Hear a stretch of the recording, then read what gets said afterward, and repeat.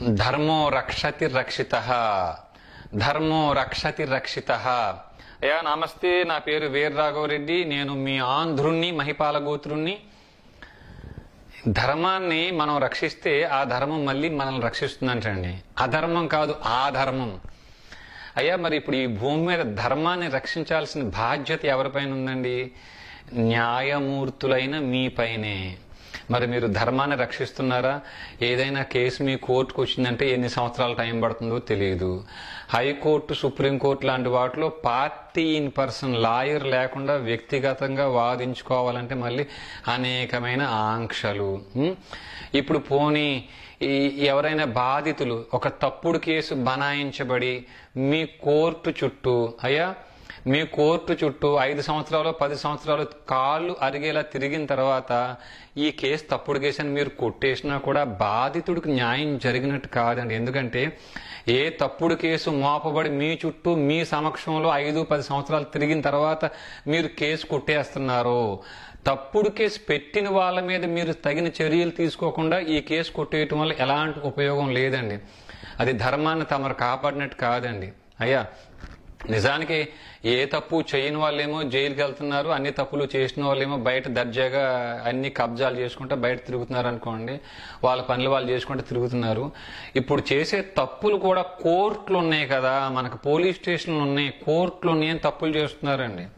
ఎలాగా మనల్ని కోర్టులు కాపాడితే మనం తప్పు చేస్తే కూడా ఏముంది, ఒక ₹1,00,00,000 పెట్టి మంచి లాయర్ని పెట్టుకుంటే మనం బయటకు వచ్చేస్తాం అనే స్థితిలో, ఓ ₹1,00,000 ఖర్చు పెడితే బెయిల్ వచ్చేస్తుంది అనే స్థితిలో తప్పు చేస్తున్నారండి.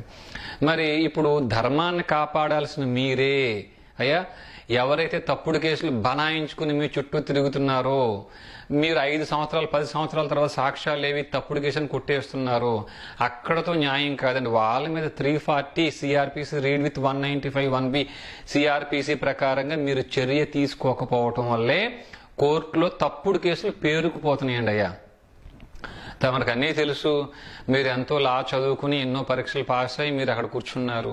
Indian judiciary constituted for the survival of citizens అండి, not for you and your advocates. ఈ జ్యుడిషియరీ ఏర్పాటు చేసుకున్న దానికి కారణమే ప్రజల యొక్క ఏదైనా తప్పులను తమరు సరిదిద్దుతారని, అయ్యా ఈ సమాజంలో ఇలాంటి తప్పులు జరగకుండా మీరు కాపాడతారని జ్యుడిషియరీని ఏర్పాటు చేసుకున్నాం. ఇప్పుడు మీరే ధర్మం తప్పేసి ఇలాంటి తీర్పులు ఇస్తే ఎట్లా? మీరు ఏ తీర్పు ఎప్పుడు వస్తుందో తెలియదు. నిజానికి తప్పుడు కేసులు ఎదుర్కొంటూ వాళ్ళ జీవితాంతం మీ కోర్టుల చుట్టూ తిరిగినా కూడా న్యాయం జరగట్లేదు. మరి మీరేమో తమరేమో మేము ఏ తప్పుడు తీర్పు ఇచ్చినా సరే మాకు 77 ఐపీసీ రక్షణ కవచంగా ఉంది, మీరు మమ్మల్ని ఏమీ చేయలేరు. 197 సిఆర్పిసి మాకు రక్షణ కవచంగా ఉంది, మీరు మమ్మల్ని ఏమీ చేయలేరు మేము తప్పుడు తీర్పు ఇచ్చినా సరే. జడ్జెస్ ప్రొటెక్షన్ యాక్ట్ మాకు రక్షణ కవచంగా ఉంది, మేము తప్పుడు తీర్పు ఇచ్చినా సరే, మేము చేయాల్సిన పని చేయకపోయినా సరే మీరు మమ్మల్ని ఏమీ చేయలేరు. ఆర్టికల్ 124లో ఇంపీచ్మెంట్ ప్రొసీడింగ్స్ తప్ప మమ్మల్ని మా ఉద్యోగం నుంచి మమ్మల్ని తీసే అధికారాలే వేరెవ్వరికే లేవని సుప్రీంకోర్టు, హైకోర్టు న్యాయమూర్తులు.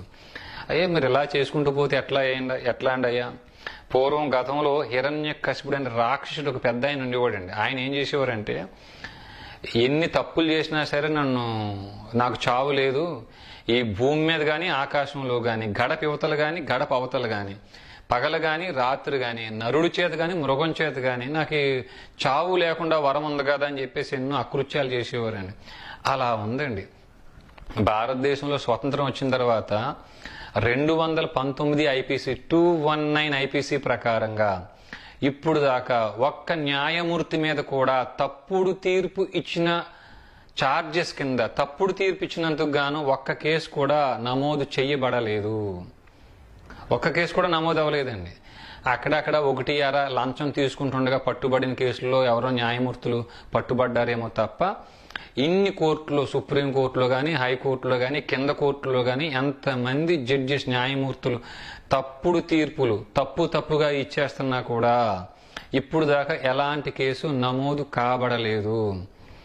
అయ్యా తమకు తెలుసా అండి, హిరణ్యకశిపుడు అనే ఆయన అన్ని నేర ప్రవృత్తులు కలిగి ఎన్ని తప్పులు చేసినా నాకు మరణం లేదని, నాకు మరణ భయం లేదు, నన్ను చంపే ఆయుధమే లేదు, నన్ను చంపే నరుడు కానీ మృగం కానీ లేదు అని ఎలా అయితే విర్రవీగారో ఇప్పుడు తమరు చేసే పనులు కూడా అలానే ఉన్నాయండి. అయ్యా ఇది కొంచెం తమరికి ఇబ్బంది అయ్యి ఉండొచ్చు, కానీ నా దగ్గర పూర్తి సాక్ష్యాధారాలు ఉన్నాయండి. ఏ మాత్రం కూడా కోర్టులో న్యాయం జరుగుతుంది, ధర్మం అక్కడ దొరుకుతుంది అనే నమ్మకం ప్రజలకు లేదండి. పైకి చెప్పేది అబద్ధం, మా కోర్టుల మీద నమ్మకం ఉందని అబద్ధం చెప్తారు తప్ప కోర్టుకు వెళ్ళామని చెప్పేసి కంట నీరు తెచ్చుకుంటున్నారండి. ఇక్కడ హైదరాబాద్లోనే నారాయణమ్మ ఇంజనీరింగ్ కాలేజ్ దగ్గరలో ఒక ఆయన పాండవ గోత్రీకుడు ఒక షాప్ రెంట్కి ఇచ్చాడండి. ఆయన పాండవ గోత్రీకులు, పైడిపాల గోత్రీకులకి పాండవ గోత్రులు ఒక షాపు లీజుకి ఇచ్చారు, వాళ్ళు అద్దెకి ఇచ్చారు. వారు షాపు వెకేట్ చేయకపోతే వీరు కోర్టును ఆశ్రయించారు. 4 సంవత్సరాలు అవుతుందండి, ఇప్పటికీ వెకేట్ చేయమని ఆర్డర్ కోర్టు నుంచి ఈయనకి రాలేదు. నేను ఎందుకు కోర్టుకు వెళ్ళిన మహాప్రభు అని ఈరోజు ఆ పాండవ గోత్రీకులు కంట నీరు పెట్టుకునే పరిస్థితి అండి. చాలా మందికి అదే పరిస్థితి, మేము కోర్టుకు ఎందుకు వెళ్ళామా అని. పూర్వం కాశీకి వెళ్ళిన వాళ్ళు కాటికి వెళ్ళిన వాళ్ళు ఇద్దరు ఒకటే, కాశీకి వెళ్ళారంటే వాళ్ళు కాటికి వెళ్ళిన వాళ్ళతో సమానం అని చెప్పేసి అంటుండేవారండి. ఇప్పుడు కోర్టుకు వెళ్ళిన వాడు కాటికి వెళ్ళినాడు ఒకటే అని చెప్పేసి అంటున్నారండి ఇప్పుడు.